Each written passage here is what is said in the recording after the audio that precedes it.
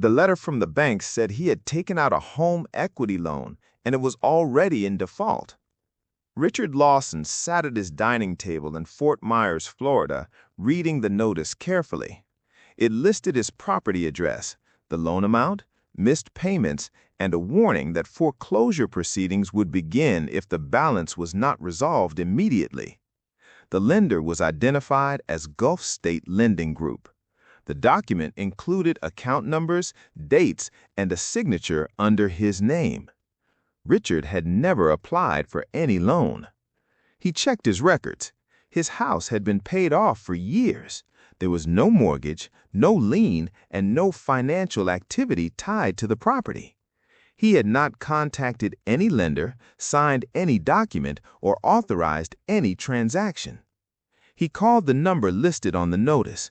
The representative confirmed that a home equity loan had been issued against his property 4 months earlier. The application included his identification, his signature, and verification details that had passed their approval process. Payments had not been made, and the account had entered default. The system treated the loan as legitimate. Richard went online and checked his credit report. The loan appeared under his name, with a full payment history showing missed installments. The mailing address associated with the loan was not his. It had been changed before the loan was issued. That prevented him from receiving any statements. He drove to the county records office and requested documents related to his property. A lien had been recorded against his house at the time the loan was issued. The lien gave the lender a legal claim to the property. That single filing created risk. Richard contacted a real estate attorney and provided all documents. The attorney explained that the loan had been created using his identity and secured against his property. Because the lien had been recorded, the lender had the right to pursue foreclosure if the debt was not resolved. The situation had moved beyond fraud. It had become a legal process. The timeline showed how it was done. Before the loan was issued, a change of mailing address had been submitted for Richard's property records and credit profile. All correspondence related to the loan was redirected. Richard remained unaware of the application, approval, and default. At the same time, someone had gathered enough personal information to pass identity verification. The application included accurate details about Richard, including his name, property description, and financial background. The signature matched closely enough to avoid immediate rejection. The lender was not a major bank. Gulf State Lending Group operated as a private lending entity. This allowed faster approvals and less strict verification procedures. Once the loan was approved, funds were issued. Those funds were not received by Richard. They were transferred to accounts controlled by the individuals who created the application. The purpose of the loan was not borrowing. It was creating a lien. That lien allowed the next step: default, foreclosure, transfer. Richard's attorney filed an immediate fraud claim and requested a hold on foreclosure proceedings. The lender was notified that the loan was disputed. This paused further action but did not remove the lien. The lien remained active in the records. Richard checked his credit again and saw the impact. The missed payments had lowered his score. The loan appeared legitimate within the system. The fraud had been integrated into official records. The investigation focused on the application process. The lender provided documentation showing identification used during approval.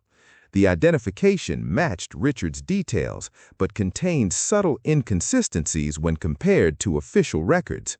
The notary listed on the loan documents confirmed that identification had been presented but admitted that verification procedures were not followed correctly. That weakened the validity of the documents. The mailing address change was traced to an in-person submission at a local office. Surveillance footage showed an individual presenting identification and completing the request. That identification matched the one used in the loan application. This connected the actions. Authorities identified the pattern as part of a broader scheme targeting properties without existing mortgages. Retired homeowners were selected because their properties had available equity and limited monitoring. The absence of a lender made the property vulnerable. The fraud followed a structured sequence: redirect communication, create identity profile, apply for loan, record lien, allow default, initiate foreclosure. Each step depended on the previous one being accepted. Richard's attorney prepared evidence to challenge the loan. Signature analysis showed that Richard had not signed the documents.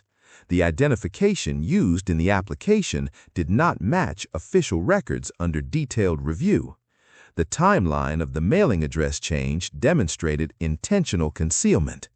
The lender reviewed the evidence and acknowledged inconsistencies. The case moved to court. The court examined the sequence of events.